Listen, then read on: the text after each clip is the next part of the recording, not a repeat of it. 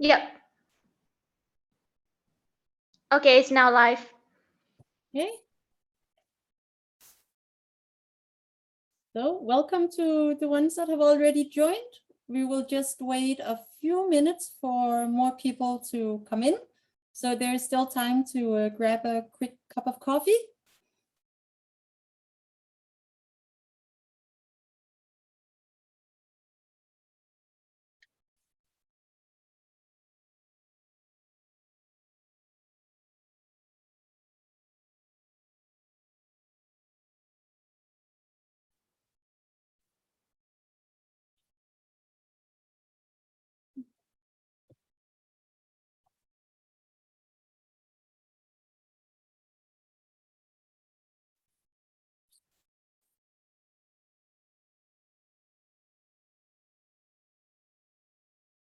Right, more people are joining. Excellent. I think we'll just wait a few more minutes for more people to come on in.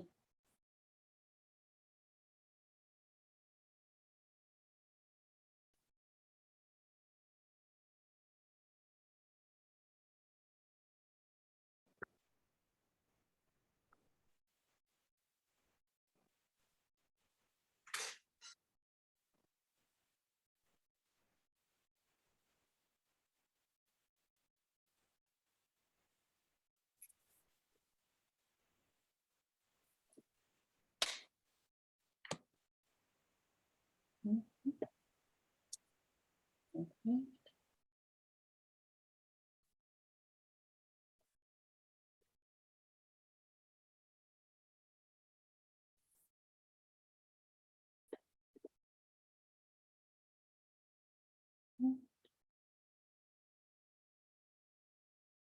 Okay.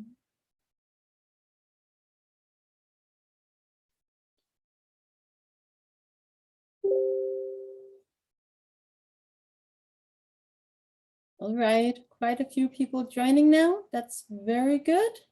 Very good. For the speakers who are not up yet, could you please turn off your videos? That would be nice. That way there's no conflict on the screen. Welcome everybody to Real Estate Tokenization and Ravencoin webinar. We're very excited to have you here today, and we have a great program. I'll just run through it very quickly, and then we'll run through the rules of asking questions for speakers and about the fireside chat in the end. So first off, we will have Klaus Skåning. He is the DigiShares CEO, and he will take a look at the tokenization industry status and DigiShares traction. Then we have Shahzad Aslam, Head of Development at DigiShares. He will introduce Ravencoin implementation. We then have Tron Black of Ravencoin speaking about their project, about their business. Then we have Andrew Bull. He is the founding partner at Bull Blockchain Law, LLP. He will talk about the legality of tokenization and how to launch a compliant real estate token. We then have two very exciting case studies for you guys. First up will be Dan and Sarah Jenkins of HydroChain, and of course their case study is HydroChain Technologies. And then we have Alexander Pedraza, VP of Business Development at Jubilee Royalty, and he will talk about Jubilee Royalty LLC. To end off the day, we have a fireside chat. This is a very casual conversation where any unanswered questions can be answered by our panelists. And you will be free to ask questions also directly in the Q&A and receive follow-ups. We're on a strict schedule today, so while our speakers is on, you are welcome to ask questions in the Q&A. Please use the Q&A and not the chat. That will make it a lot easier for us to get all of the questions in. And we'll take the most important ones, take them in order. And if anything is unanswered, we will try and save it for the fireside chat at the end. So with that said, please ask all the questions that you want. We typically have time for most of them. And then I would just like to welcome Klaus Skåning to the screen to talk about DigiShares status update and traction. So Klaus, can you please take the screen? Yes, can you hear me? I can hear you, yes. Okay. Yeah, thank you and welcome everyone. My name is Klaus. I'm the CEO of DigiShares. Of course, as you may know, DigiShares is a company that is focused on tokenization of real assets and in particular real estate. In this edition of our webinar, we are speaking about, we are focused on Ravencoin. Ravencoin is, of course, a blockchain that is separate from Ethereum with specific properties that we think lends itself extremely well to tokenization. It's much more efficient, it's much less expensive to use, and it's just from many perspectives a better solution for what we are trying to do. And today, hopefully, you'll learn a bit about this from the case studies and from our own head of development, Shahzad, who's integrated the real estate tokenization using Ravencoin. I would say in the period where we have been marketing this event, we also have seen a significant interest from others that could be interested in using Ravencoin as a medium for tokenization. So that's quite nice. It's a great honor also for us today to present Tron Black, the creator of Ravencoin, to get his perspective. And it's a great honor also for me personally to welcome our US legal partner, Andrew Bull, from Bull Blockchain Law, to hear his perspective. He's a big Ravencoin fan. Other than that, I would say next webinar that we have coming up in November is focused on decentralized trading, and we'll have talks from Mark Denker, our head of blockchain from Balancer that we are working with now, and a couple of other industry experts trying to speak about, so giving that perspective about how decentralized trading can be important to get liquidity into the tokenization space. The event or the webinar following that in December will be focused on regulations, and we'll have legal experts from different regions, continents, speaking about the legal aspects of tokenization. Other than that, I could mention that we have team members at the Crypto Valley conference next week in Zurich, Switzerland, where we'll be doing a masterclass in tokenization. We have staff also on the Blockchain Expo in Amsterdam in November. And then we have a couple of US events in Florida, the Florida Bitcoin and Blockchain event, November 4 and 5, where we are in a panel discussion, and we are in the Propel by MIPIM in New York on 8 and 9 December, where we have a stand. And then we are at RedCon in Miami on December 14 to 16, where we also have a stand with our US real estate partner, Laura Permission. Other than that, I would say that sort of on our side, the business is going well. We signed up 4 new clients since the last webinar, 2 US real estate clients, 1 Swedish English real estate client, and 1 Danish Korean project focused on a fan token project, but crowdfunding based on tokenization. So we have around 35 clients now, and the business is developing quite well. Otherwise, the biggest news on our side has been that we have launched a collaboration with Balancer on trying to exploit their AMM technology to develop a decentralized exchange focused on the real estate vertical. That will make it easy for anyone with real estate-backed tokens to get them traded and to get liquidity for their tokens, and to potentially longer term also get access to DeFi lending. So the next webinar that we are hosting in November will be focused on this. So that's it from my side on the news and developments in DigiShares. I will give back the word to you, Mette. All right, and there were no questions for that, but maybe they will come later. But just remember, you can always put your questions down in the Q&A. I know all of our panelists and speakers would like to answer them. Well, a little bit ahead of schedule, but we'll just move on. I would like to welcome now to the stream Shahzad Aslam, Head of Development at DigiShares. So, Shahzad, are you there? Good evening. Can you hear Yes, me? can you please share your screen? All right.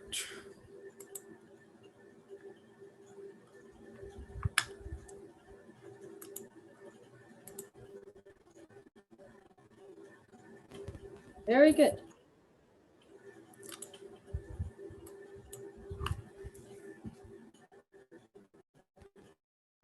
Okay, thank you, Ahmed. So let's start with my introduction. My name is Shazad Islam. I have done a master's in computer science. I have over 20 years of experience in IT.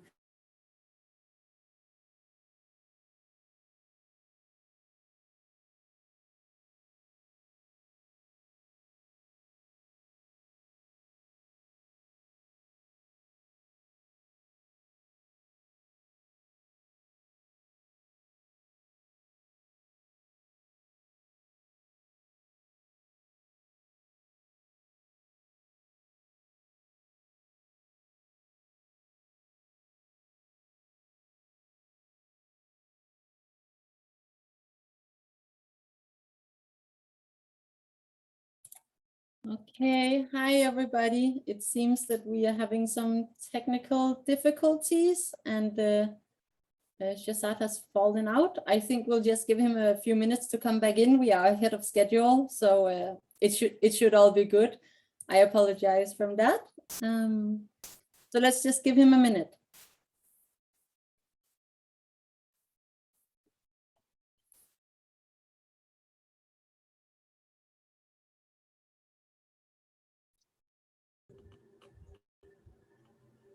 All right, you're back. Should we try again? Yes, sorry for the disconnection. No, that's fine. That happens. All right.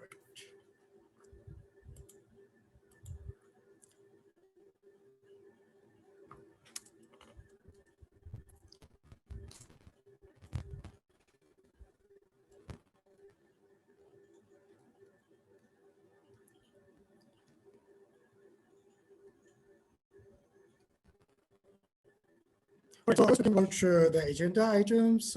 We have three main sections of this presentation. We have in the first section, we will be talking about the DigiShares and its integration with the blockchain. Then we have the Ravencoin integration. And in the last section, we will be talking about the issuing of the Ravencoins and integration with the platform. All right, so talking about integration with DigiShares. DigiShares is a blockchain independent platform. The core functionalities of the platform like investor management, onboarding investors, cap management tables, and independent. These are the functionalities which are independent from the blockchain. So the platform is integrated with multiple blockchains. We have tested it with Ethereum and the Ravencoin, and the testing with the Stellar blockchain is also in progress. Talking about token management into the platform, the DigiShares can manage and track multiple share classes within the same project. DigiShares can connect and track security tokens with multiple blockchains, including Ravencoin. So you can see in the screenshot, in this particular company, we have set up the company with two share classes. One share class is connected with Ravencoin, and the other share class is connected with another blockchain. So the platform is connected with the blockchains, and it is tracking the assets issued to the company as well as to the investors. It's tracking it with the blockchain. Talking about the cap table management, issuers can track each security token transfer and automatically update internal cap tables. So that means that if the shares are transferred to the investors and they are transferring or sharing the tokens with each other using their own private wallets, the platform will automatically update its internal cap table. So that's the integration with DigiShares. Let's talk about a little bit Ravencoin. It was developed in 2019, so it's a recent development. Ravencoin is an asset-aware Bitcoin fork, which means that it's based on the Bitcoin software, but it's asset-aware, which means in the Bitcoin, there's only one asset, which is called the Bitcoin itself. But in the Ravencoin, you can have multiple assets, or you can say you can launch your own custom asset into the blockchain. designed with one specific function to allow issuers to create new tokens easily and quickly. Ravencoin tokens can represent assets from the real world, including shares of stock, virtual goods, rewards, goals, and any other thing that you want to launch it as a digital asset into the blockchain. The comparison with the other blockchain, Ravencoin network is similar to other platforms like Bitcoins. However, Ravencoin is designed to effectively handle the creation of new tokens. Different from the Bitcoin in ways that issuers can launch their own coins or crypto tokens. Unlike Ethereum, there are no smart contracts to launch new tokens, as token creation is part of the Ravencoin network itself. So you don't have to deploy any smart contracts because the token creation is part of the network itself. So why we should be using the Ravencoin? It has a built-in infrastructure to launch new ICOs, NFTs, and security tokens. There are no smart contracts development risk of the hacking, and that's a very important point. The risk of hacking, because we all know that in Ethereum you have to develop smart contracts and get it deployed, and if there's any bug in the smart contracts, then it can be hacked by the hackers. But because the Ravencoin tokens, the token creation is part of the Ravencoin itself, so that's why there's no risk of hacking. New assets can be created from within the Bitcoin wallet and the built-in interface. Transaction time from under 60 seconds to 2 minutes to complete, as compared to the Ethereum that takes the average 5 minutes or up to 15 or 20 minutes. So the transaction time, the completion, and the confirmation of the transaction is very low as compared to Ethereum. The second point is that the low transaction fee, around 10 cents, I guess, and Ethereum, with Ethereum, it's about 0.5 or higher. So that cost difference is a little bit would be a concern at when the issuers start issuing a lot of tokens and transferring to the investors. So that cost difference will make a lot of difference in a long run. The next thing is setting up the restricted token. In Ravencoin, security tokens are called the restricted assets. And issuers can set up ICOs, security tokens, using their own wallet or using the DigiShares built-in token studio. There are two ways of launching the tokens into the Ravencoin, either using the wallet services provided by the Ravencoin, as you can see on the left side, on the right side. There's a screenshot, but we are also developing internal token studio through which you can launch the tokens within the DigiShares. First, issuers must set up their wallet and get some Ravencoins. I think the current market price of the Ravencoin is 0.1 Ravencoin, and total 3,000 Ravencoins are needed to issue a restricted asset. And this is a one-time setup fee. To set up a new restricted asset into the Ravencoins, you have to set up three major main assets to fully complete the deployment of the restricted asset into the Ravencoin. The first one is the main asset, and then based on that, you have to create the restricted asset, and then the call for assets. The cost of launching each asset is given with it. Okay, once once the assets are created into the Ravencoin, the next step is you can also link the share certificate with the token. It is mandatory to link legal documents and share certificates with the Ravencoin in blockchain. The legal documents should be uploaded to the IPFS. IPFS is another peer-to-peer network in which you can upload the documents. Usually, the blockchains like Ethereum and the Ravencoins, you cannot upload very big documents, so you need to upload it into IPFS. So once you upload the documents into IPFS, you can get the link and connect it with Ravencoin.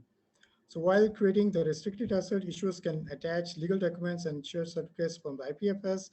Issuers can also change the links to the uploaded documents in IPFS. A link to platform can also be attached to the Ravencoin data field where investors can log in. with his account and view his own share certificate within the DigiShares platform. The next step is setting up the DigiShares with the Ravencoin. So once the restricted assets are deployed into the Ravencoin, the next step is to set up the link with the DigiShares platform. If the built-in token studio within the DigiShares is used to create a token, then the DigiShares can automatically set up this link with the asset in the blockchain. Otherwise, I mean, there's a simple step of linking that asset into the blockchain with the DigiShares platform. After this setup, everything can be controlled from the DigiShares, including minting, burning, and whitelisting investors within the DigiShares platform. Minting new tokens or shares is standard blockchain operation that can be performed within the DigiShares. New tokens can be created or minted and then issued to the company account, or you can directly transfer it to the investor's wallet. Tokens can only be burned from the company account. So once the tokens are transferred to the investors' private wallets, you can burn those or delete those tokens. You can only burn tokens from the company account. So on the right side, you can see an interface from the DigiShares from which you can select a particular share class and create new tokens into the blockchain. All right, so next step is whitelisting the investors. To issue restricted assets to the investors, investors need to set up their own Ravencoin wallet and provide their public keys to the DigiShares admin, and the admin can whitelist that investor into the blockchain. And once the admin has whitelisted the investor into the blockchain, then the investor can transfer shares to the investors. Similarly, if all the investors who are whitelisted into the blockchain, they can also share or transfer tokens or exchange tokens with each other using their own private wallet. Admin can also block investors' public address, in which case investor will not be able to send or receive restricted assets. That's the functionality. You can block the investor's private wallet into the blockchain. And whitelisted investors can transfer shares using their private wallet. So on the right side, I mean, there's a screenshot from the platform. We have set up one investor's wallet. There's one address that has been whitelisted, and the platform is tracking the shares the investors holding into the blockchain. And you can see that that investor account is also whitelisted. And you can see that, I mean, there's a block address.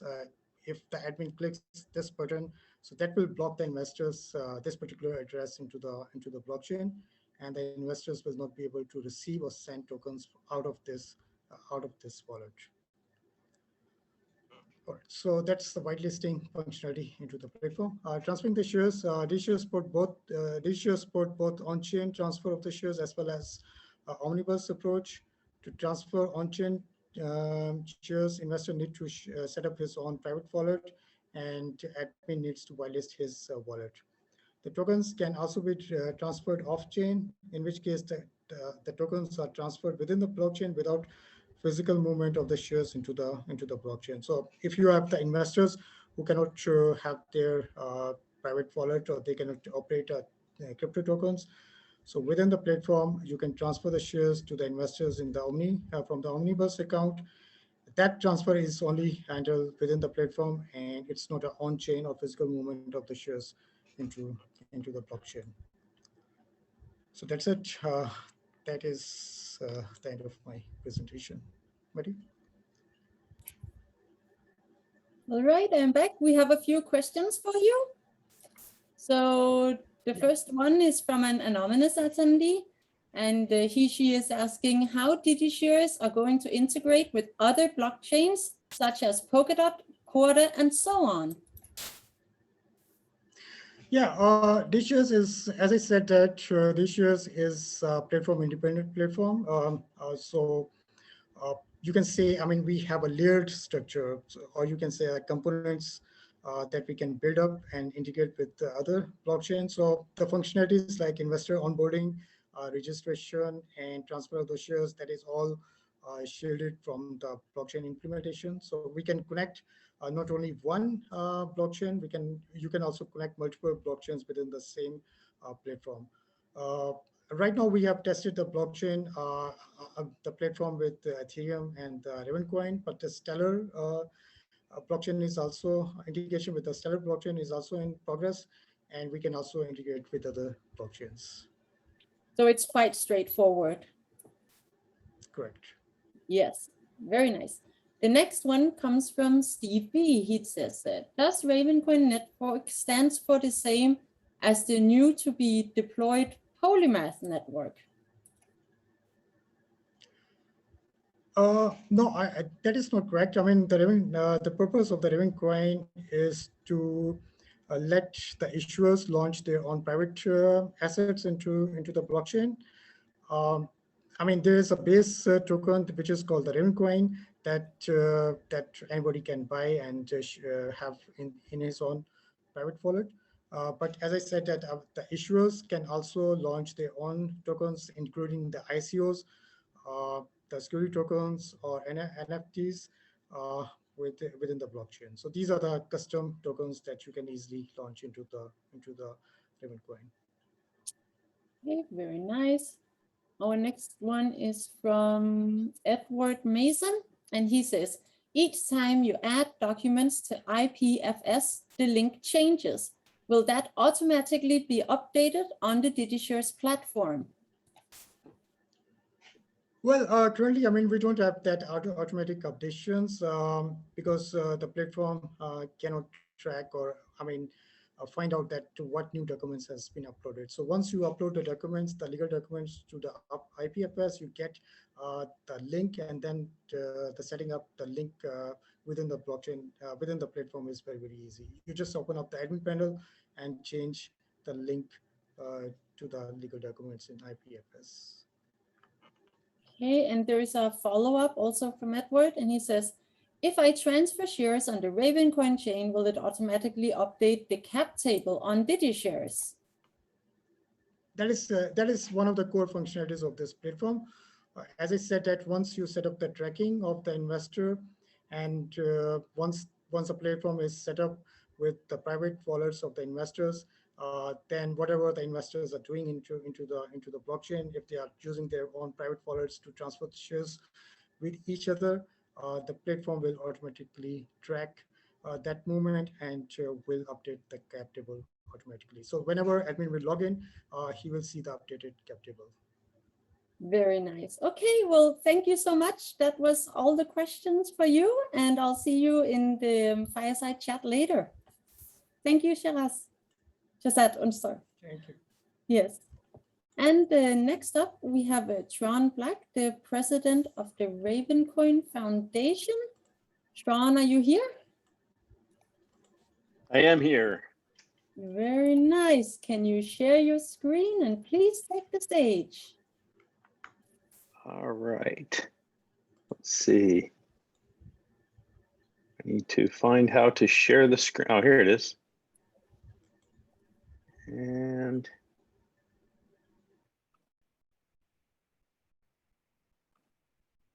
there we go. All right, you are up. All right. Hello, everybody. My name is Tron Black, and I am currently the president of the Ravencoin Foundation.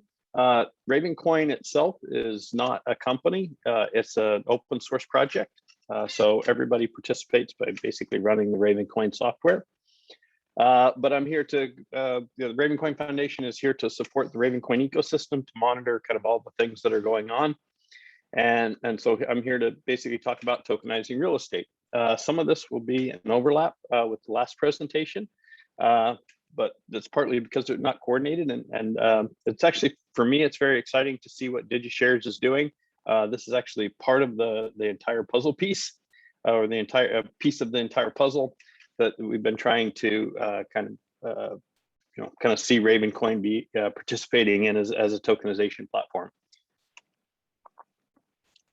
So Ravencoin in general, you can tokenize anything. Specifically, we're here to talk about tokenizing real estate, but it is capable of tokenizing tickets and game items, and gold, and certificates of authenticity, and stable coins, and art, and wine.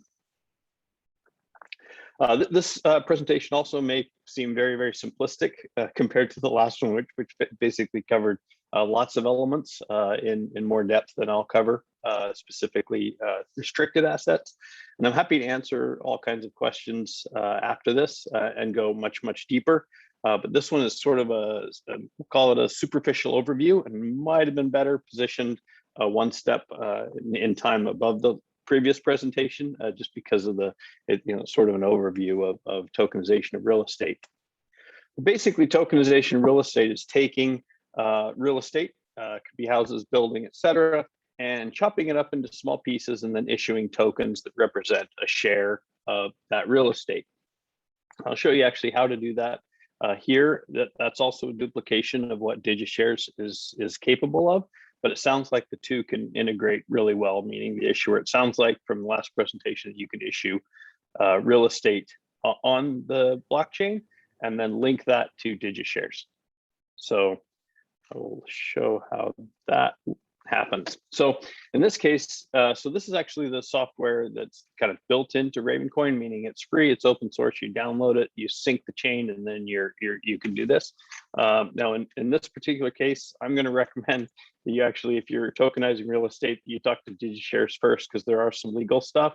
I chose not to get into that for my presentation, because Andrew Bull will be following me, and he can talk about kind of all the legal things that you need to worry about. Also, it sounds like specifically for DigiShares it's best to choose a restricted asset type instead of main asset. And I have main asset here, but we can talk about that in the questions and answers. But basically, you just hit, it's fairly simple. You hit create asset. And here you would probably choose restricted asset, which previous presenter talked about it being a little bit more expensive. And the difference between the main asset doesn't have restrictions. So main asset, anyone can own it. If you want to transfer it to another address, any Ravencoin address, in fact, one that just gets created, right away, it's just basically a big random number, then main assets will work and transfer to those. Restricted assets, on the other hand, need to be tagged to allow that transfer. And that may be an issue for some jurisdictions for some real estate purchases. But basically, this is the interface. You choose the asset type. You have to have 500 Raven, or in the case of restricted asset, you need to have 1500 Raven. You choose the name of the asset. In this case, this would likely be something related to the real estate itself. You check to make sure that that's available. One of the advantages of Ravencoin is the asset name must be unique. So it's almost like a DNS registry for like registering a domain name. It's going to check the network and make sure that the name that you've chosen is guaranteed unique. One of the advantages here is that fewer people can be spoofed or tricked into buying something that isn't the real thing. Whereas on some of the other platforms, you can have identical names. And so the unique part of it is just this big random part, but the name can be duplicated by others, and that can sometimes be used for scams and hacking, or rather scams and really tricking people. You would choose basically how many of the asset. In this case, I've chosen 100,000. This is how many pieces or shares of the specific real estate that you're chopping it into. If you want it divisible, meaning like you can choose 100th of a share, you can do that. If you don't want that, then it needs to be guaranteed, or that it's non-divisible, meaning at least whole shares, which is true for some types of shares, but not necessarily others. The stock exchanges have now gone to decimal places, for example. Reissuable. This just means you can make more shares in the future, meaning the issuer, person that's issued it. And then the IPFS, and this was alluded to by the previous presenter, but basically you can put the title, the deed, the promise, basically what do the shares represent. And you can link this in here, and then the token name, in this case, my new asset, is then linked to the actual information about the property or the shares. And it's kind of guaranteed and immutable, or at least even if you change it, that each promise is recorded in a chain or a series, so that you can see what was promised before. Then you hit create asset, and that's it. You've tokenized the real estate. Now, one thing that I wanted to talk about that makes Ravencoin somewhat unique is it has some built-in capabilities and features. Now these may not be used yet, but I at least wanted to address them here. One of the possibilities is for the payment rails for tokenization can be the network as well. And this, we'll let Andrew talk to how what would need to be done for this. But basically, real estate tends to be profit producing, revenue producing at least. So let's say you had a house versus a house, apartment, an office building, something like that. It's typically getting rents. So people are paying to use that asset. And so it spins off cash, dollars, yen, euros, etc. And so the ability to get that cash to the token holders is possible with Ravencoin. So the ability to basically turn those dollars, yens, euros into Raven, and then transfer it pro rata to the token holders. Now this is built in, this feature at least is built into the network in the sense that you can say, I have this much Raven and I want it transferred pro rata or by the ratio of shares to the token holders. And this can automatically happen. It's basically two lines. One line that locks in. It's almost like a stock distribution or a stock split type thing, where it basically locks it in on one block, and then an hour goes by to make sure that no changes to that can take place, and then it basically does the transfer. And it also creates a table of ownership locked in at a specific point in time. And so you can review that and make sure that it's kind of everything looks good. And then you just hit send and it can automatically send. Has a capability Ravencoin. So that's it. And I'm happy to take questions. All right. Well, thank you very much. That was a very quick presentation. Let's take a look at the questions.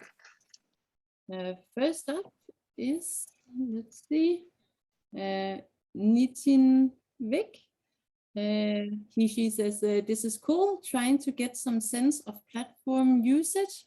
What's the market cap of total assets that has been tokenized on DigiShares / Ravencoin?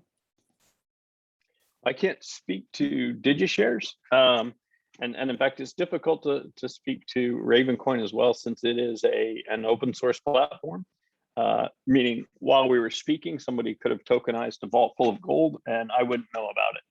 Yeah. So it's very hard to Ravencoin isn't a company, it's a platform. And so if someone creates tokens that represent some real world asset, it just happens. And so there's no real way. I mean, there's 30,000 plus different assets that have been tokenized on Ravencoin. So it's difficult to speak to actually what the real world value of those. Some of those may be, gold in vaults, and some of them may be gift cards or something like that, for other smaller restaurants and things like that. All right. And then we have one from anonymous attendee. Says, does the price to tokenize an asset go up as the price of Ravencoin goes up? It does. So right now, very inexpensive. Now, it wasn't brought up in the previous DigiShares presentation, but one possibility for somebody who's tokenizing assets is you can create a main asset and then create sub assets under that. And that's less expensive. It also makes sure that, let's say you were, we digitize realestate.com or something like that. You create a token for your company, and then you can create sub assets under that. And sub assets are quite a bit cheaper, in fact, a fifth as much, to be able to create those tokens for others. But they also have the same power to kind of transfer full ownership to someone else, meaning to the issuer, that's actually tokenizing the real estate. They become kind of root assets on their own, but they can only be initially created by the root owner. That can be used a lot of times to build trust in that original issuer token, as a tokenization platform, and then you use those sub assets that are cheaper. All right. And Does your company help with the legal/law side of tokenization of assets in different countries? I'm going to leave that to DigiShares. Yeah. Speaking for Ravencoin Foundation, no. So Ravencoin Foundation specifically is there to monitor the ecosystem, and then also to be there to, like, if someone comes to me now, I would recommend tokenizing on DigiShares because because this platform exists and the legal frameworks and information. So I'm going to leave that question to DigiShares, but definitely the Ravencoin Foundation would basically be able to point people in the right direction now. Well, that's good to know. Yeah, there's some few more here from, okay, here's one for you. What does it take to possibly create your own currency like a Ravencoin? Oh, like your own blockchain. So I'll answer that in two parts. I don't know how closely this relates to DigiShares specifically, but you can create your own token using that same platform that I did already, right? And so then you would have a token and you would own all of those tokens. So if you just issue tokens and created them, they all belong to you. As far as like making your own entire platform, you can do that by copying the code, but it goes much, much, much deeper than that because the importance and the security and everything is all related to how many miners, the community, and things like that. So Ravencoin has built an amazing community, has lots of miners, and that helps secure the network. And so because there's a lot of value on Ravencoin, there's lots of mining, lots of security. And so it's probably best not to try to create your own from scratch, but it is possible because the code's open source, but you'll be one of 100,000 or something, or 5,000. There are a lot now. Are you still there, Tron? I am here, yes. Can you hear me? Great. Okay, you froze for a second. Oh, no. We have another one from Brandon, and he says, is there a cost to tokenize through Ravencoin or just transaction fees? Okay, there is a cost to create your own set of tokens. That ranges from, if you're creating an NFT, it's 5 Raven. If you're creating a main asset, it's 500 Raven, which is about, we'll call it $50–60. To create a restricted asset right now would be about, we'll call it $150 to create your unrestricted asset. So there is a cost to create them. And then the transfer fees right now are very, very low, meaning sub penny to do the transfers. And that will depend a little bit on the network load, but we've never had anything go above that. I mean, it's well under a penny, whereas Ethereum has gone up, I don't know, sometimes, $20, $30, $40, $50. It can get quite expensive when Ethereum's under load. Very nice. All right, there are still more questions, but I think these are better to save for the fireside chat later when you can all get into a discussion about the answers. So thank you very much, Tron, for joining us, and I'll see you a bit later. All right, thank you for having me. It's been a pleasure. Thank you. I'll be there for the fireside. That sounds good. Thank you. All right. So next up on the program, we have Andrew Bull, the founding partner of Bull Blockchain Law LLP. He'll talk about the legality of tokenization, how to launch a compliant real estate token. So Andrew, are you there? I am, yes. Great. And let's see if we can see. There we go. Yes. Great. Much, much better. And do you want to share your screen for your presentation? So due to the short amount of time, I'm actually not going to do a presentation because I wanted to highlight a couple high-end legal points that I think people would probably, as attendees, have a better takeaway than rather than like actually going through each individual one, because I have some side comments for each one. So I was just going to, but I can share my screen if need be. It's completely up to you. We also like looking at your face. There you go. Absolutely. Yes, all right, please take the stage. For sure. So yeah, thanks for having me. Obviously, thanks to DigiShares and Ravencoin, Tron, and everybody, and Klaus. And so my name's Andrew Bull. I run a law firm in the United States that is specifically targeting blockchain and cryptocurrency. I started on the tech side originally, ran a mining company and investment fund. And really, we're trying to tackle the inconsistencies in federal and state regulation here in the States, as well as kind of the lack of standards and practices across the globe in regards to this industry. So when we talk about DigiShares as a platform and utilizing the blockchain to tokenize assets and specifically real estate assets, there are a couple different legal paths. And I always start with this high level question of which jurisdiction are the issuers based in. So the actual people that or team that are facilitating the issuance of the token or the tokenization of the assets. And then subsequently, what are the jurisdictions of the individuals and or entities that could be participating in acquiring the asset? And those two answers are really going to dictate kind of the legal framework and legal path that most people need to consider when they're thinking about tokenizing and utilizing DigiShares and the Ravencoin blockchain and so on and so forth. So within that, assuming that the answer to that question in a hypothetical is you're based in, say, the United States and you're targeting US investors for actually acquiring the assets, the regulatory regime in the United States, for those of you who don't know, is quite strict when it comes to digital assets. And as a result, there is going to be a higher threshold or a higher burden from a compliance standpoint. And on the legal side, there are a couple different avenues for issuing the token. And a lot of times, and again, the SEC being probably the most integral governmental agency in the United States involved in this industry, is very much concerned with consumer protection. And so they're coming at it from the perspective of they want to ensure that anybody offering a digital asset, if that digital asset falls under the definition of a security, then there needs to either be a registration with the SEC or an exemption sought. So when we talk about tokenization of real estate, the easiest to market path is creating a special purpose vehicle in a favorable jurisdiction. Delaware, Wyoming are kind of at the top of that list because of their recognition of smart contract technology, as well as tokenization, and so on and so forth. And forming that entity and then actually having the tokenization and describing what the economic rights are within the token are equally as important, because there are anti-fraud provisions of the Securities Act of 1933 that someone going out and digitizing some type of asset, they really want to make sure that they adhere to that. So within that, the most common form is called Regulation D. And a lot of times that categorically limits the issuer to accredited investors. So that means that only accredited investors can typically participate by accessing the token.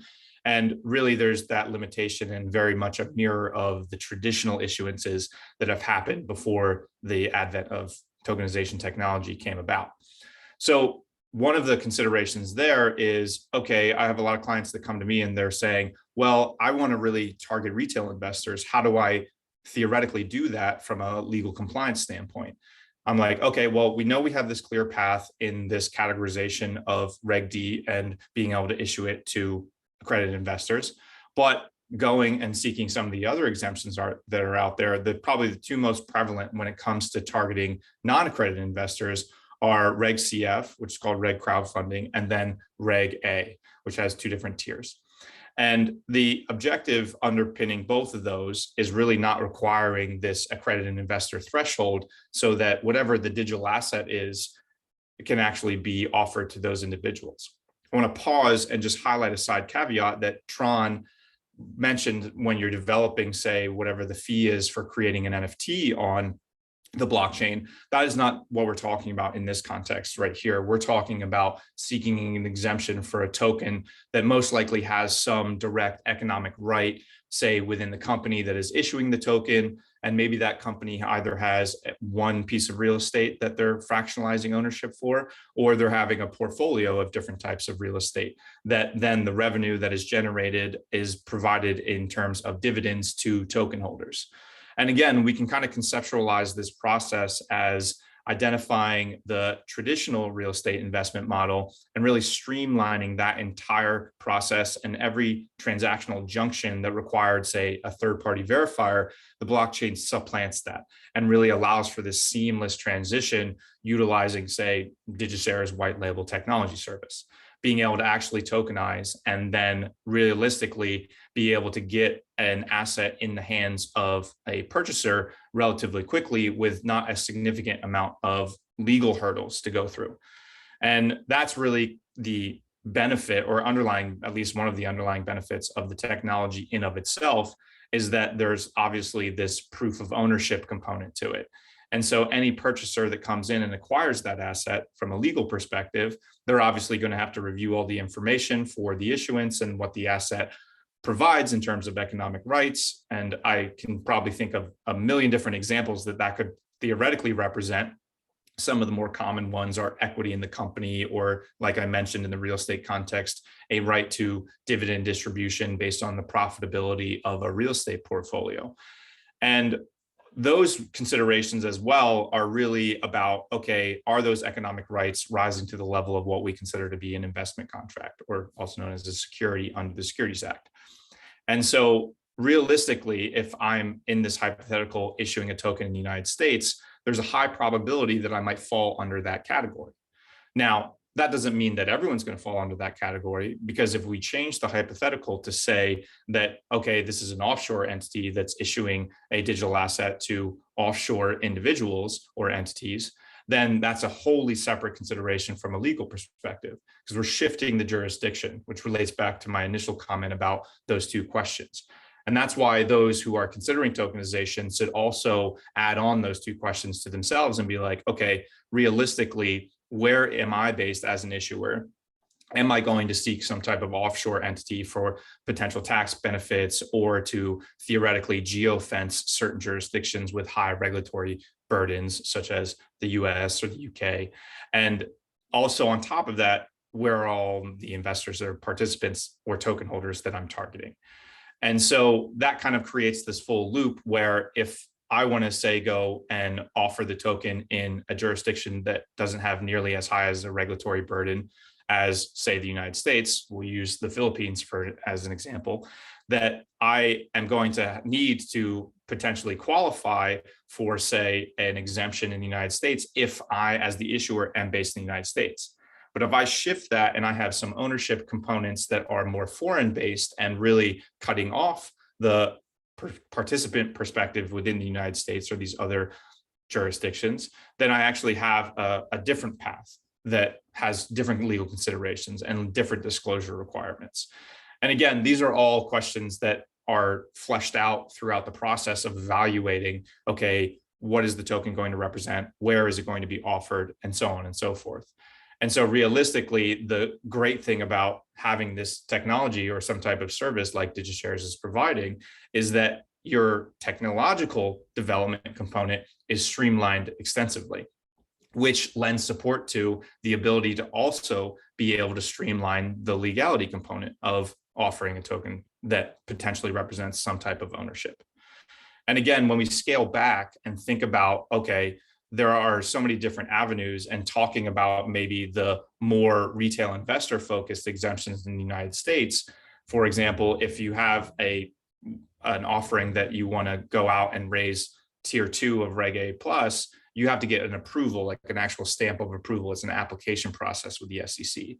Versus seeking Reg D exemption, you're actually just filing a document within their database and making sure that all your documents are up to par in regards to the compliance. So it's not necessarily a stamp of approval in the traditional exemption context. And so all of these considerations definitely should go into not only obviously the conversations that you're having with third-party providers, but also if there are broker-dealers that are involved. And then all that kind of boils down to even thinking about, okay, what is the token representing and what type of entity am I actually structuring? Because I referenced the special purpose vehicle in the beginning as a very easy way to get to market in terms of representation of ownership, but there are many different ways of going about it as well. You can tokenize funds, for example. You can actually have a representation of ownership within, say, like a real estate fund or even something akin to a REIT. And then extrapolate that concept and talk about, okay, well, what about an investment fund? And also, what are the assets that I'm actually investing in as a company? And do I have the ability to tokenize theoretically you do. You just need to make sure that if there's any type of registration requirement, that you're having an attorney or somebody on your team file those documents, as well as making sure that all of the language that is disclosed to individuals or prospective purchasers, that that's up to par with the requirements. And again, this can extrapolate to the nth degree in that we have offerings that are utilizing platforms and are being offered all over the world, but it's very much a consideration of jurisdiction by jurisdiction. And so there are exemptions in certain jurisdictions that might have stricter standards, such as the US, while simultaneously you might have a participant in another jurisdiction that, say, satisfies Reg S if you're issuing the token out of the United States, and they actually just have to satisfy their own local jurisdiction requirements, whatever those are in terms of sophistication of the investor or qualification of the investor. And again, it gets really diverse because a lot of different jurisdictions have much different considerations when it comes to accreditation status and so on and so forth. And as a result, these are all very important legal questions that anybody considering tokenizing an actual security should very much really consider. And the last point I'll actually make, which is another side caveat, is when talking about the ability to, say, create an NFT, the real difference there is the lack of fractionalization in, say, a traditional NFT. There are now NFTs that you can fractionalize and tokens that are latched on via smart contract and so on and so forth. And those are a little bit more ambiguous from a legal perspective. But at a high level, we can confidently say that traditional NFTs, to a certain extent, are most likely not going to fall under that securities definition. And so there's a much more straightforward path and less regulatory burden from the perspective of, say, generating an NFT on a platform versus a token. But all that is to say is that you're also not going to have the same economic interest right representation from a corporate perspective that you would if you were digitizing the asset in the token context. And so those are very different parallels and purposes that should be taken into consideration in that regard. And then I guess with the last couple of minutes that I have, I'll be sure to kind of ask or answer any questions that have come up. I know that some of them were addressed, but more than happy to answer any of them. Yeah, I think there are some good questions for you. We can take the first one from Nitin. Can the same asset be sold to accredited and retail investors through different types of tokens? Yes, but also with the caveat that it's all about the exemption that you're seeking. So on the one hand, I could have a Reg D offering with a token that is literally a representation of ownership in my company, and that token is offered to accredited investors. And simultaneously, I could have a Reg crowdfunding offering going on that has a different type of token that is potentially very similar, but needs to be identifiably different to the extent that an investor on either side of those offerings wouldn't have. They basically, if they could get confused over what it is they're actually purchasing, then you might have a potential issue. And so you really want to make sure that those parallels are very well defined in the offering documents. And also with Reg CF, a lot of times you're targeting obviously those retail investors. And as a result, there's some additional disclosures that you want to incorporate into that. But for all intents and purposes, for sure, yes. Very nice. And one more. Is Reg S automatic when you file Reg D paperwork?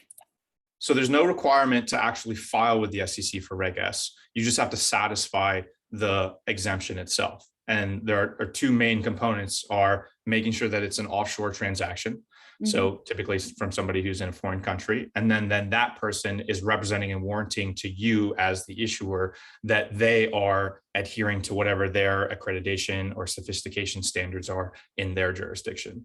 And it's a little bit different from verifying accredited investors in the United States, because it's not like you're sitting there going, okay, send me bank statements, send me all the proof that you have accreditation status. It's a little different from jurisdiction to jurisdiction, but from a high level perspective, a lot of them are very much based on this notion that they're going to represent and warrant to you that they satisfy their local jurisdiction rules. And a lot of that is satisfied through the disclosures that you would provide in your offering documents. Very good. Then we have one from Cameron. How can we get in touch with you? My team and I just set up Reg D 506C and want more information. Yeah, for sure. So I mean, I'm more than happy to share my email address with everybody. And I mean, my firm is called Bull Blockchain Law. If you just Google us, you'll find us. But my name is Andrew Bull, founder of the firm. My email is andrew@bullblockchainlaw.com. So relatively easy. Relatively straightforward, yes. Do you have a white label platform from another company with no ATS? Where do you start with being legal in the USA for real estate tokenization? Okay, so they have a white label platform from another country, no ATS. Yes, so I'm actually not going to weigh in on that just because there are a lot of moving parts to that question, and there's a ton of different considerations depending on what exactly the white label is offering. I mean, from a high level perspective, there's broker dealer considerations, and potentially, obviously, this person's thought about whether they need an ATS, but those are all very contingent on what exactly the services are. I will say, as a side note, a lot of times it's all about the control over the transactions that are being facilitated. So if you find yourself as a company facilitating third-party transactions on behalf of two different parties, you're most likely going to need that licensing. Okay, questions are just coming in, and we have 30 seconds left. So we'll take one, and then hopefully we can answer the rest in the Q&A later. So do you have to be on platform to offer Reg CF, or can I create my own landing page and connect to DigiShares? So yeah, in the United States, you do have to offer through a FINRA approved third-party portal.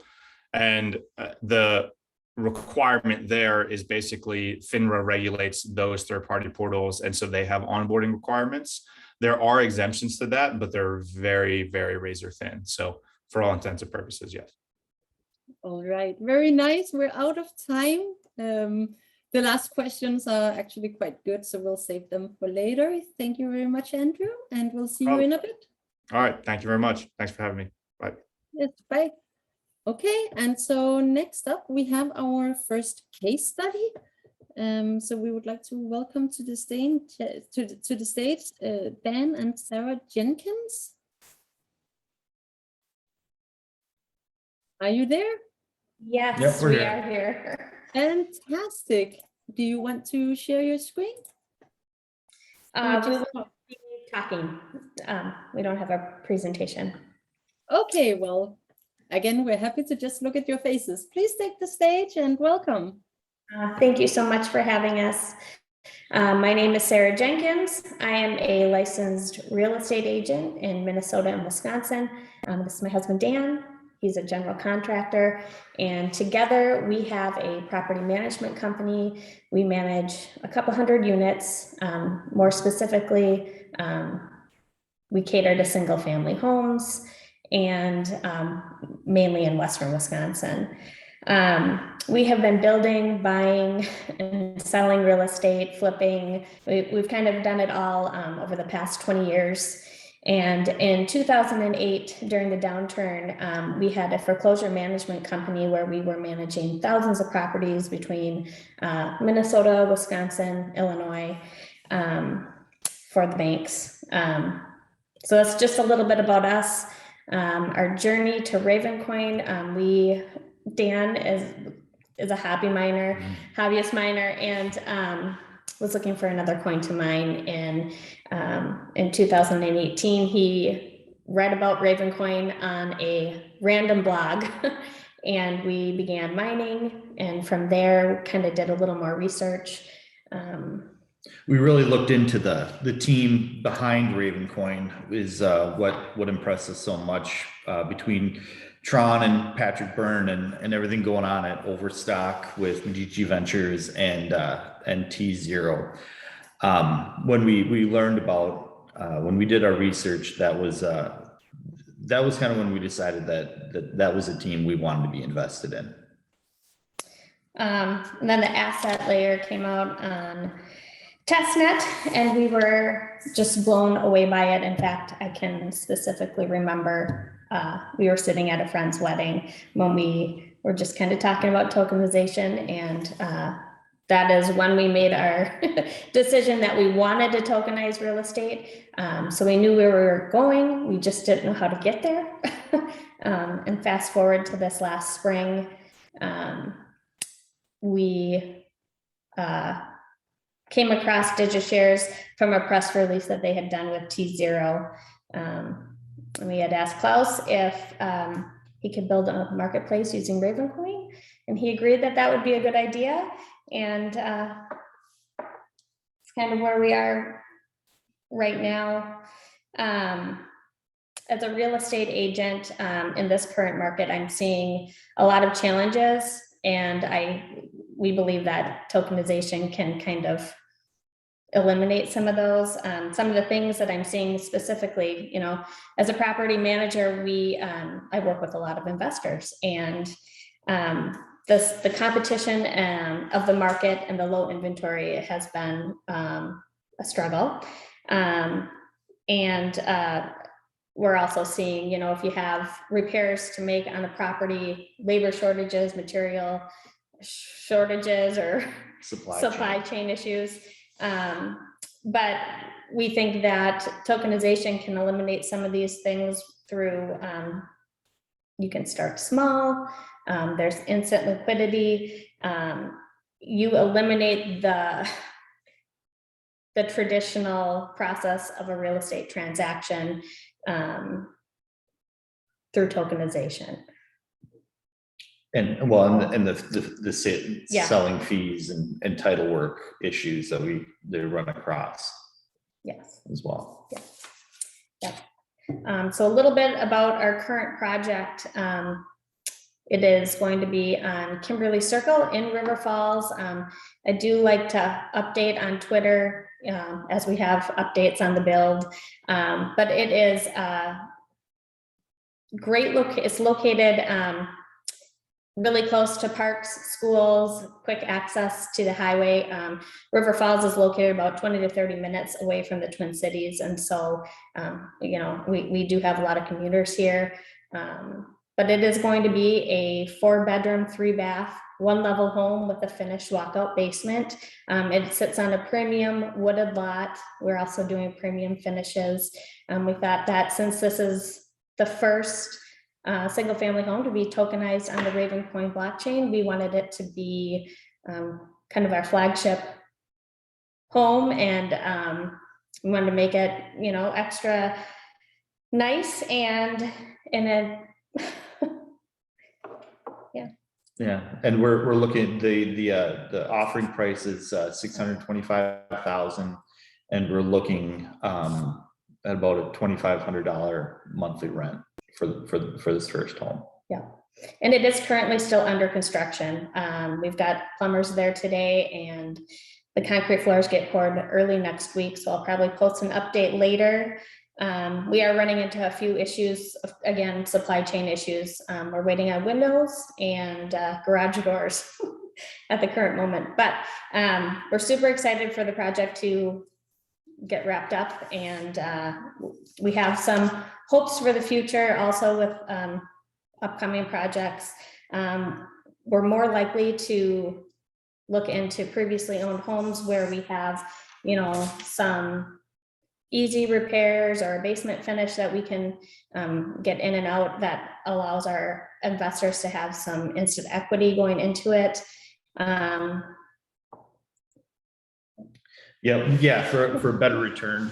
And then we're looking on our newer project, or our next, probably combining homes together for offerings to you know, minimize risk and keep overhead lower for each one. And but as of right now, we're going to be sticking to single family homes. And maybe, but possibly in the future, we could go to multifamily apartments, or maybe even townhome complexes. I think, is that it? That's all we have for now. That's all we got. All right, but that was also good. So we have a first question, and this is addressed to you, Sarah. What's the minimum token value for the house? How many tokens maximum? 1 million. 1 million, yeah. So that's 62 cents. Yep. 62 cents per token. Yep. All right. And What is the point of tokenizing real estate? Does it help you differentiate yourselves in listing appointments? Are people investing in this current project? We do have investors ready and lined up. The point of tokenization of real estate is Sarah kind of hit on it a little bit, is the liquidity and pooling of funds and able to get into real estate investing with at a lower price point. So it's opening up to new types of investors. Yep. Yeah. Very nice. And let's see other more. Where is your marketplace and Telegram? We don't have a Telegram. We don't. That's one thing we don't use. We mostly use Twitter, and our marketplace is almost up. Maybe we could ask Shazad a little bit about that, but it will be ravencointokens.com. Ravencointokens.com. Yes, and the next one from Brandon. What is the name of your company? Also, do you sell after tokenization, after the build is done? Or do you just give percentages of rent, or rent then sell after 2 years, for example? So he's asking about the business strategy. Hydrochain Technologies is our business, and it's not after we build it. It'll just be rented. It'll be rented for as long as we can see. It'll stay rented. So it's a buy and hold. Yeah, buy and hold. Yeah. Yep. Very nice. And Alexander is asking, I am wondering how liquid tokens are. It must depend on marketing, right? I'm sorry, can you ask that again? Because he's wondering how liquid tokens are, how easy they are to buy and sell. And he says, how much does it depend on the right type of marketing? Yeah, I guess liquidity would depend on how many investors we can get onto our platform and putting money in and trading. But I guess that's kind of we'll see. Yeah. So are you spending a lot of money on marketing, or?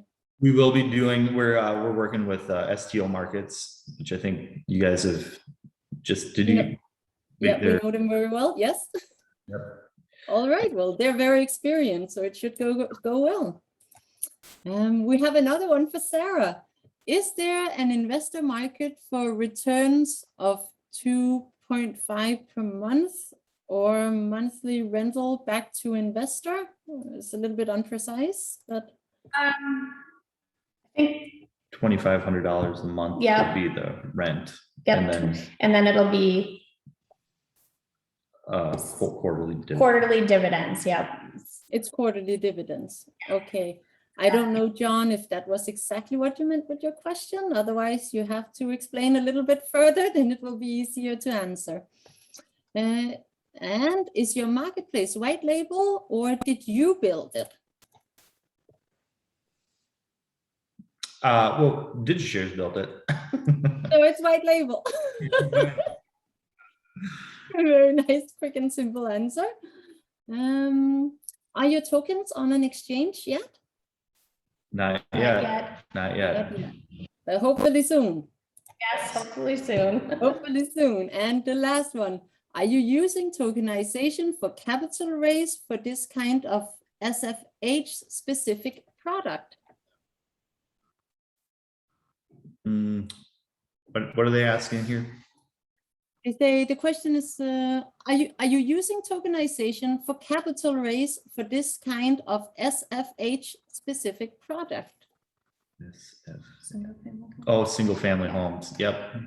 Yes. Single family home. Yeah. Single family homes. First one the first one we're doing the capital raise for is a new construction. But I think from here on out, we'll be doing previously owned homes that we can do some repairs on to get some instant equity for our investors. Very nice. So so do some repairs and remortgage to the higher value and then instant payouts. Is that the plan? Well, no, it would still just probably value the token price, just because of the value the home would go up, and then rent. And then rental. Okay, very nice. Okay, they keep coming in. There's so many questions for you. I think we have time for one or two more. People are very eager. What expected yield will you try to offer or aim for? Shoot, I don't have the numbers in front of me, but you know, I guess you're putting this in the documentation for the tokens, right? right, it'll all be there, yeah. Yeah, so they're working with a marketing company, and all of this documentation will be made available for anybody who's interested in the project and in investing in them. So let's see. Oh, I have a few to choose from the right ones. What reg are you using for the offering, and how much were the legal fees? It'll be Andrew's working on Reg D, Okay. and I haven't gotten his bill yet, so I'm not sure. But you never know with lawyers, right? Right, that's right. Yeah, I think that was it. There are still more questions, but we'll see you at the Q&A. Yeah? Sounds good. Sounds good. It was very nice. Thank you for joining us. Thank you. Okay, bye-bye. All right, so that was Dan and Sarah Jenkins. And up next, we have Jubilee Royalty LLC with Alexander Pedraza, VP of Business Development at Jubilee. So are you Thank here, you. Alexander? Yes, you are. Yes, I'm here. Thank you. I won't be sharing my screen either. I've just got a verbal presentation. That's quite all right. We're happy that you're here. Please take the stage. Perfect. Thank you for having me. So my name is Alex Pedraza. I'm the VP of Business Development for Jubilee Royalty LLC. We're based in New York, and I manage our business development team, and I handle our investor relations. So this is going to be a bit of a forward-looking case study as we are wireframing a plan to tokenize future securities interests, future partnership interests, and future individual titles to mineral properties as we kind of continue our journey as an emerging fund. So a bit about our partnership. We are a private partnership that offers diversified exposure to real subsurface property in proven resource basins here in the United States.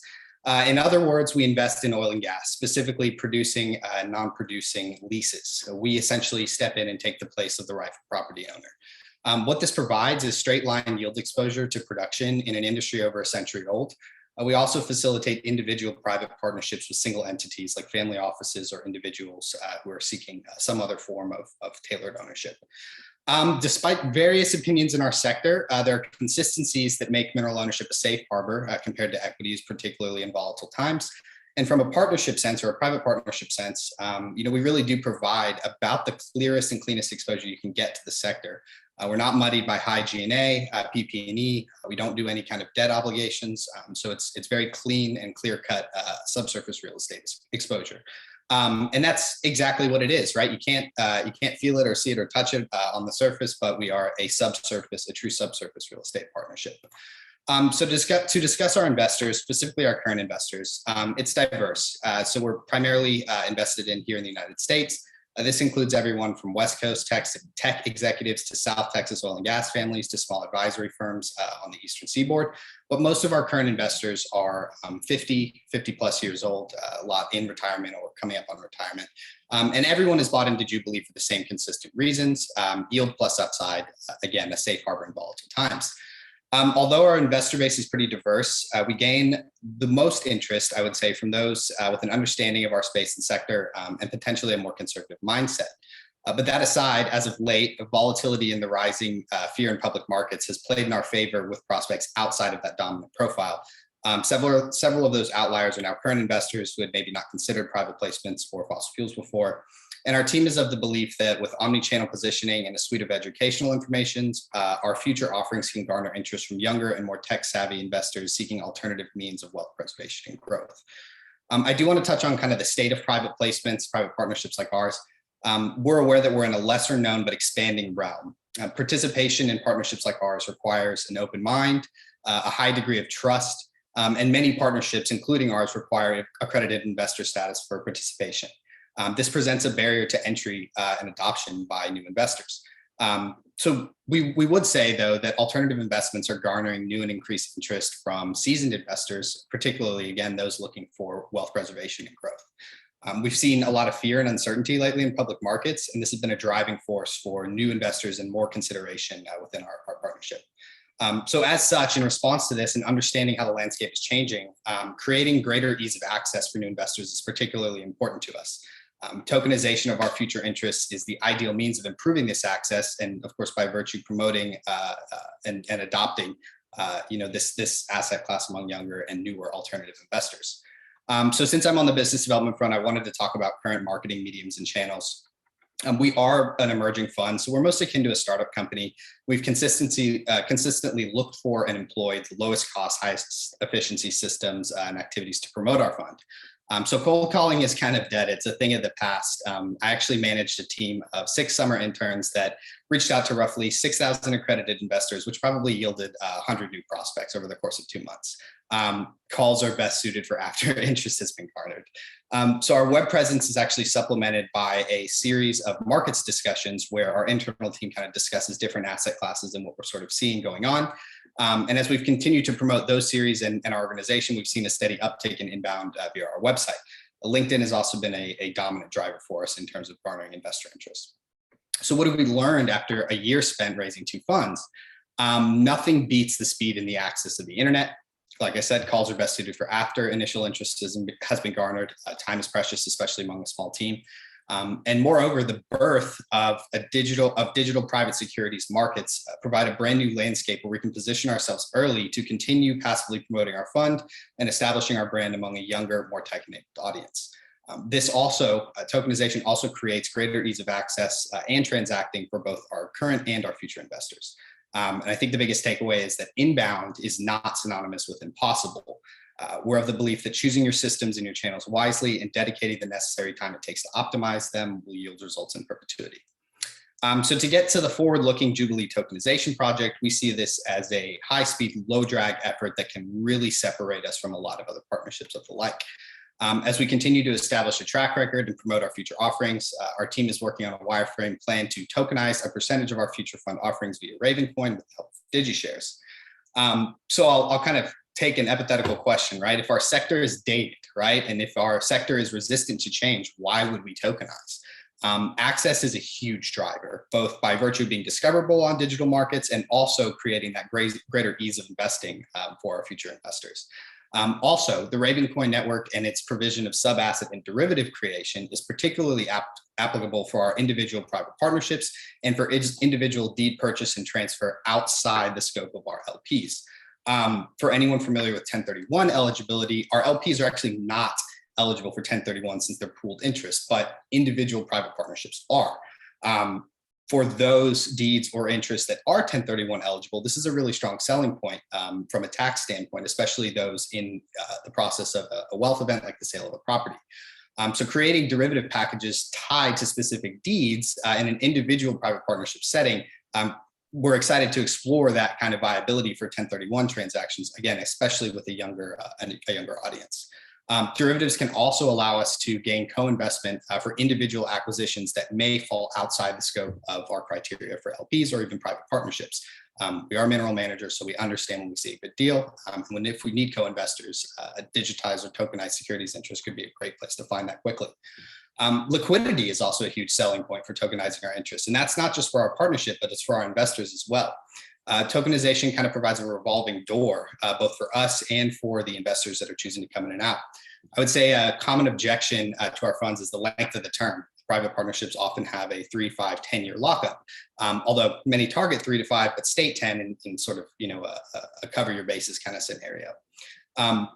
Access and providing our offerings on digital marketplaces also is going to increase brand awareness for our organization and for adjacent and future partnerships. We see this as a brand new landscape. We're excited to be amongst the earliest adopters, certainly within our sector, to establish a presence early in the adoption cycle. And again, ease of transacting and reporting is got to be one of the biggest drivers. A channel, we're moving the needle and capturing data is streamlined by the intrinsics of the security and the platform it's listed on. That's a huge selling point for us, since we've got to keep compliant and we have to dot every I and cross every T as we're sort of gaining new investors through our vessels. And if you compare this to the current process of having, interest and a commitment pass through multiple stages after initial agreement, from signing subscription agreements to KYC and re-signing PPMs and then following through with the wire, these are things that are handled manually by me and it can take days or weeks from the verbal commitment. So obviously Tokenize interest provide a more streamlined medium for this. So why would we use Ravencoin? It's simple. It's the obvious choice. Ravencoin is convenient, it's seamless, cost efficient, lightning fast, and it's directly tied to a major up and coming digital securities marketplace in T0. Cost efficiency in asset creation is very important, particularly to an emerging fund like ours, as is reliability and consistent transactional efficiency. We don't just want it to be affordable to kind of start up. We want it to be affordable both to transact on and for those coming in to get involved. We also want our derivatives and tokenized shares to work seamlessly with the rest of our partnership, and Ravencoin has a consistent track record of delivering the same kind of results throughout its life cycle. And then I would say on a macro view, the impending Ethereum 2.0 switch has got huge implications and is already seeing a net effect amongst GPU miners. A lot of miners are already turning their attention towards Raven, which bodes well in the long run for network consistency and improvement. And then, of course, there's DigiShares, right? The bridge for us. Yes, tokenization is convenient and cost-effective thanks to Ravencoin, but for SEC-registered partnerships, as Andrew kind of explained, that's just the tip of the iceberg. We have to consistently, and constantly make sure that we remain compliant. As a small fund, our time is often stretched beyond our capabilities, and attention to detail is of utmost importance. So DigiShares suite of services actually takes this project from A to B seamlessly, while tying in all the necessary compliance, KYC, accounting, and administrative components that would ordinarily be left to our team to manage. So it's a real value add for a small partnership. And not to mention, they can assist us from the start with digital asset creation. Even though it is easy, it can be complex. So we're very happy that there's a team like that that's in place. With all that said, DigiShares is actually almost acting as a fund administrator, which can be another big line item expense for private partnerships. They sort of play that role for the movement and capture of data of securities in the digital realm. So as a niche platform focused on the creation and administration of digitized securities, we know our bases are covered by DigiShares from the get-go and tended to throughout the life of our working relationship, which allows our team to just continue to work hard on delivering consistent returns, marketing our organizations, and corresponding with current investors. So to kind of close before questions, we really see tokenization and tokenized real estate as a brand new frontier. We're excited to have a forward-thinking and kind of tech-savvy internal team that's high on crypto, and we're excited to position ourselves in the earliest days. The adoption and investment in tokenized digital securities can only grow over time. The accredited investors of tomorrow will have leveraged the power of the internet from the earliest days of their lives. It's kind of an adapt or die situation, and we're thinking we're really, really early in terms of this life cycle. But of course, we need all the help we can get. So obviously very grateful for DigiShares and their holistic suite of services to partnerships like ours. The vision is made seamless. Want to thank Tron Black and the Ravencoin team for dedicating themselves to building a truly decentralized, efficient, value-oriented platform. And I also want to give a shout out to my good friend, Jared McFadden, for introducing me to Ravencoin back during this crazy blizzard earlier this year. Would never have known about it without him. So happy to take questions. Very nice. Well, we have time for one question because that was a very thorough presentation you made there. Thank you. It's very specific. What is your one-time and ongoing fees to investors? So we charge a one-time 1% incorporation fee on all invested dollars, and then we charge a 2% recurring management fee per year on all our invested capital. There is also, as is standard amongst a lot of partnerships like us, there's a 25% back in after a 1x recoup of capital. That's something that you're going to find consistently throughout any kind of mineral partnership. And to touch on some adjacent aspects, we distribute quarterly. So that's 4 times a year. We are in the process of closing the raise for our second fund through the end of October. And our return profile is always targeting 15 to 20% annualized, but we've been beating our marks. Our first fund has returned 27% of committed capital in just 3 quarters. All right. And there's a follow-up. As a fund, do you get audited, or is there any pushback from top 4 accounting firms on engaging tokenized firms? So we haven't really explored that just yet. Again, this was kind of a forward-looking wireframe plan. Certainly, we're going to have to get to a couple of those sort of intrinsic accounting realities, and I know that the DigiShares team is well positioned to help us. We have also got a great attorney in New York that's also kind of crypto-minded as well. So kind of across the bridge when we come to it. But currently, our accounting standards are very rigid, as is the case for many SEC-registered partnerships. All right, and the final one. How can you tokenize? How can tokenization platforms use your coin versus ERC? You know, I actually don't know the answer to that. I'm just going to say it. That's fair enough. Yeah. We'll take it again maybe in the Sure. Q&A and get some input from some of the other participants today. That would be great. Okay, well, great. Well, thank you for your presentation.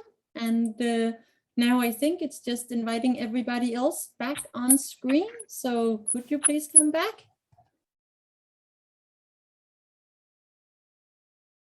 Oh, everybody who's joining the panel, please come back and turn your videos back on for everybody to see you. Yes, fantastic. House is here. And Andrew, are you there? That, are you there? All right, I think we have everybody. Okay, so for this, you can all talk to each other, of course, and finish each other's sentences. It's very informal. It's open questions from the Q&A. So any of the attendees, you can ask your questions in the Q&A now. If it's for a specific speaker, then please write the speaker's name first, then we know it's for that specific person. Otherwise, I'll just ask the question, and then if any of you want to answer, just physically raise your hand, then I'll see it, and then we'll try not to everybody talk on top of each other. So welcome back. We'll go back up in the Q&A and see. The first one is specifically for Klaus. What is your perspective on the allowable legal framework for tokenized assets in Europe and the US? What is allowable right now? Maybe it's best to give that one to Andrew. Andrew, then. I'm more than happy to answer. Yeah, go ahead. Yeah, so I mean, obviously a lot of the stuff that I said before in regards to the US, that's kind of a mirror image of some of the tokenization processes that are going on in Europe. It's a little bit more lax from a country to country perspective. The EU has definitely done more due diligence in regards to addressing potential conflicts with traditional securities regulations compared to what the federal government and governmental agencies have done in the United States. And so, I mean, as of right now, if you take kind of all of the exemptions that I was talking about before, or the non-exemption path, and layer that into the EU context, basically it's very, very akin, except for the fact that there are a little bit more different exemptions in regards to offerings. And so there's not an outright securities filing requirement in certain jurisdictions under the EU. And again, it's all really going to kind of revert back to what the economic interests are that the token's representing. And so if at the end of the day, it is very akin to a representation of, say, equity in the company itself, then you're most likely going to just have kind of a similar process that you would have if you were based in the US. Again, I think that I wanted to highlight from the EU perspective is that they're just a little bit more progressive. And so it's easier to deduce, definitely from a compliance perspective, kind of the streamlined process, just because there are certain countries in the EU that have actually legally recognized, say, digital assets as assets themselves. And so there's a little bit more legislative action in that context. But at a high level perspective, it's going to be very similar paths if the digital asset is in of itself close to being a security. Very nice. Does anybody have a follow-up to that? No, quite thorough, very nicely. Then we have one from Edward Mason, and I guess the full question is, if you have a project that's on the DigiShares platform, will voting rights then transfer to happen on the DigiShares platform? I think that one is maybe also even for Andrew. From my side, I would say no, they don't transfer to the DigiShares platform. The DigiShares platform would facilitate the voting. I think that's all. Right. Yeah, exactly. I mean, I think that's also going to kind of the legal differentiation of like the white label service that DigiShares is offering, and then the clients that are utilizing that, and pinpointing exactly who the third party is that's facilitating the transactions. Because if you're utilizing the efficiency component of the DigiShares white label service, and also simultaneously you have elements of control over kind of the distribution of those voting rights, as well as the management and maintenance of those voting rights, then it's not necessarily going to transfer unless obviously there are actions that are taken on behalf of the issuer. That's definitely something that people should decide early on, because what you don't want is disgruntled token holders that aren't fully understanding the process in terms of how that voting transfer actually occurs. All right. Then we have one from Edward Mason. If I have a project with multiple properties, should each property be a sub-asset? I guess this one would be for Dan and Sarah.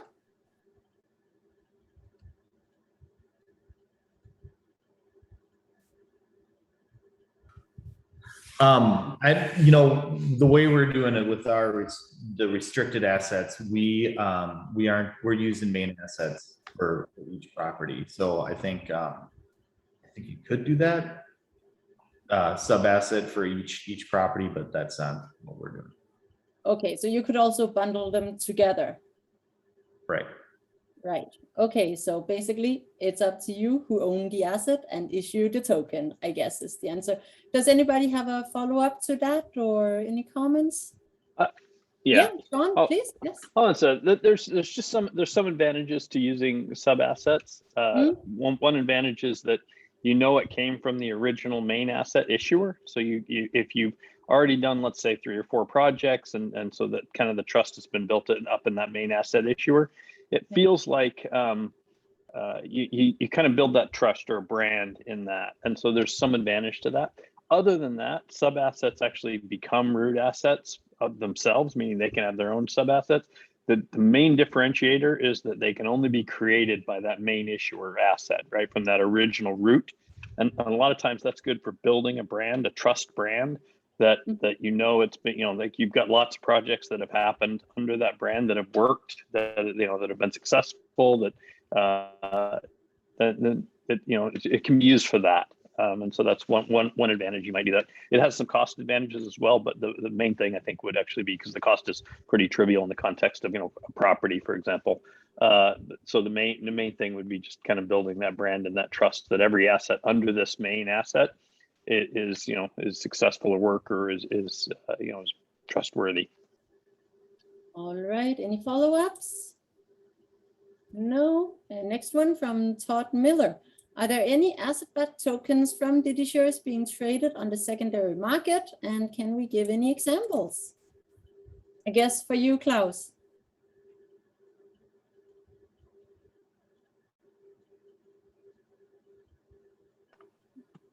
Not yet.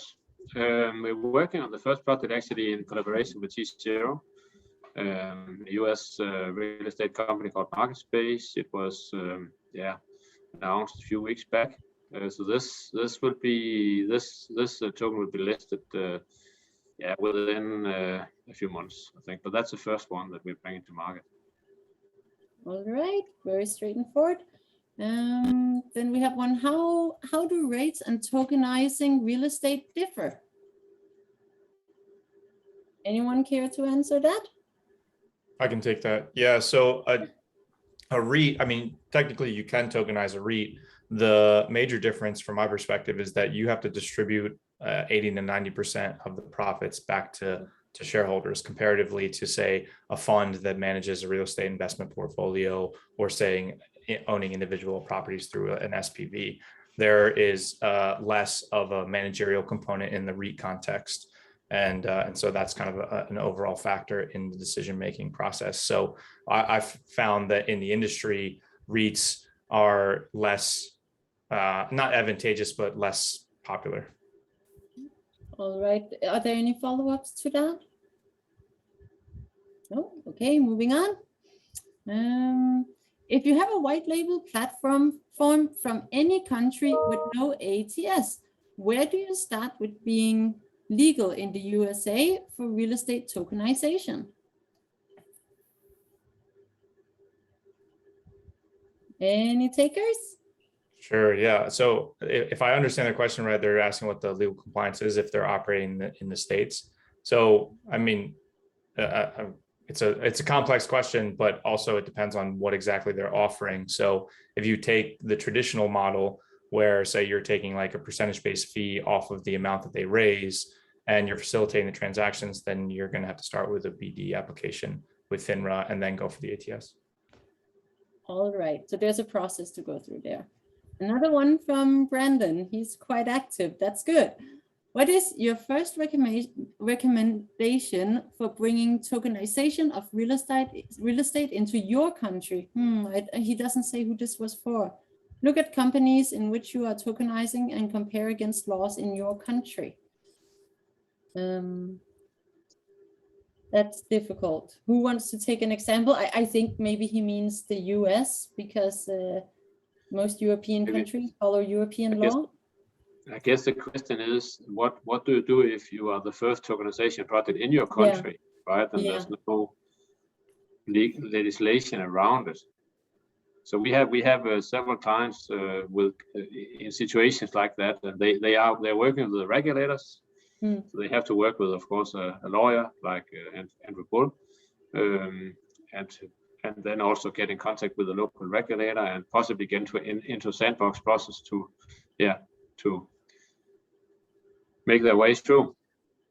Yeah, so you have to find out what the current laws are that apply to you, and what sort of guess what's expected for the future. All right. So here's one. I think this is specifically for the USA. How much should I spend for Reg CF or A+?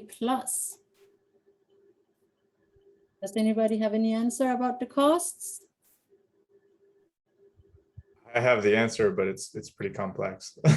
It's very complex. Okay, so if you want the answer drastically to different that, thing. Teresa, I think you need to contact Andrew Bull, but be careful, he might send you an invoice. That's right. So I think this next one is for Sarah and Dan. How much is the quarterly dividend from investing in your real estate? Is there a market for small returns?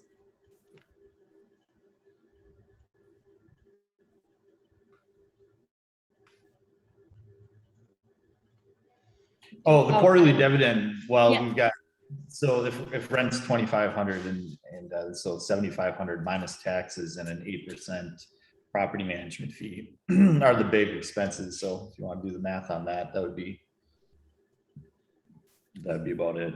So That would be about, yeah, and what did taxes be on that house? Probably 8,000 a year. yeah, and I guess the answer here is again that all of this will be public for potential investors. Yeah. Yep. Yeah, very well. So for everybody who's watching and who's super interested, we have so many questions for Sarah and Dan. Most of these questions will be part of the public marketing material and investor material. So go and check them out on their website, which is almost live. Yes, very good.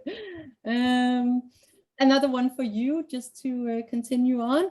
Will you use tokenization to raise money for acquisitions and builds? A future planning question. What's in the future? Yes, that is the goal here, is to purchase as many single family homes as possible. Okay, so you're building up your portfolio. Yep. Yeah. Very good. Okay, and we have one from Rafael. He says he's from Venezuela. Any of you know real estate tokenization startups in Latin America? It's quite interesting. I actually don't know of any. So any panelists know of any real estate tokenization projects happening in Latin America? I do. We know of several. Yeah. So there is one. There's a lot going on. We have a couple signed up, but we have at least 10 in the pipeline. Yeah, so that's a lot. Okay, but nothing that's public information yet, or? Not right now, at least. So he can contact us, and yeah, we can say more. Yeah. Okay. So if you would like to learn about tokenization, real estate tokenization startups in Latin America, does anybody know where he would go to learn about that? I guess he's interested. No, there are no questions. Rafael, you have to Google.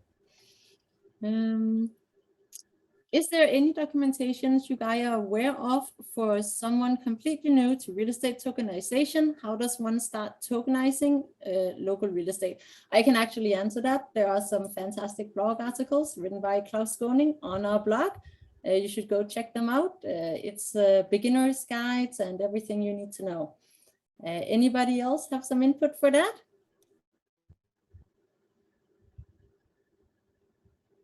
No? Right, don't be afraid, you guys, to mark when you want to speak. We have one here from Nitin. Can we sell issued tokens on other exchanges, or are they all buy hold? If we can sell, do we need to figure out ourselves, or is that the future in DigiShares? Yeah, so there's the bulletin board marketplace within the system that you can use immediately.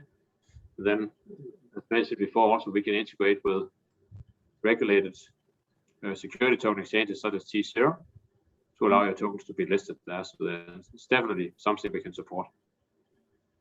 All right. Next one. There's an open question. How are people using DAOs? Can anybody talk about DAOs and how they're being used by different projects? No takers? All right, moving on. Laura is asking, and this is for Andrew. Yeah, you're still here. Andrew, when it comes to jurisdiction selection for US product, are you seeing overseas selections? If yes, why? And is this something you can accomplish as a US attorney, or would you need a local attorney as well? Cayman Islands is emerging as a blockchain hub. What would be the advantages, disadvantages for overseas selection? It's a long question. Yeah, so I don't know if I would necessarily weigh in on the product component of the question, but there are certain jurisdictions that if you say were to go offer your digital asset, like let's assume you've created your entity in the Caymans, you have to report under VASP, which is their legislation that was passed last year. And if you're offering it from that jurisdiction and then targeting other jurisdictions, certain jurisdictions require that you submit your offering documents to the local regulators so that they can just take a review, or other ones just require disclosures added into the documents, and it totally varies across the entire world. So, I mean, there are certain instances like Singapore that it can be very helpful to have local representation that comes in, because a lot of times they have intimate knowledge or relationships with the local regulators, and they can kind of streamline that process. But again, it's really going to be jurisdiction dependent. All right. Well, thank you very much. Are American investors interested in European or Asian assets from the point of view of investing in tokens, token securities of companies that own real estate? Any takers on that? I'll hop in on that. Yeah. I mean, I think that every investor and their preference and consideration is case by case, but I actually see and hear of a lot more of the opposite, and that would be foreign investors wanting to invest in America or American specific real estate assets. I would say that there are definitely American investors that like to do the opposite, but just from a simple communication and positioning standpoint, it's really more vice versa, but it can't nearly speak for everyone. All right, well, I think that was a fair reply. Does anybody have any follow-ups for that? No? Next question. Yeah, okay, this one. Kay, you ask a question, which countries are your main focus at the moment and why? And you have to be more specific. Who was that question for? We have a I think question it was for me because it was an old question from the beginning. So I'll just take it. So DigiShares is a global focus. We have clients on almost all continents and legal partners also in many different countries. But I would say actually the US is probably the main focus now. This is where we see the biggest interest and where we see also the easiest jurisdiction, all things considered, to work with. So all right. We have one for Sarah now and Dan. So what is your specific ideal investors and what marketing approach are you taking? So you talked about the marketing company that you're using and yeah. Well, we'd like to work after we get everything set up. We'd like to work on Reg CF and be able to have maybe target to younger investors, because it is people that want to invest in real estate, right? That might not have 100% cash to put down. Well, usually don't. Are finding it really hard to purchase real estate. It is a common conversation I have with investors wanting to get started in real estate. So that would also give them, the opportunity to invest without a large amount of money. Yeah. And are you excluding any types of investors at all, or are you open to everybody? Well, we're Reg D to start with right now, so accredited. All right. Well, thank you very much to everybody. That's all of the questions. I think we went through quite a lot today, also because there were so many questions for each speaker.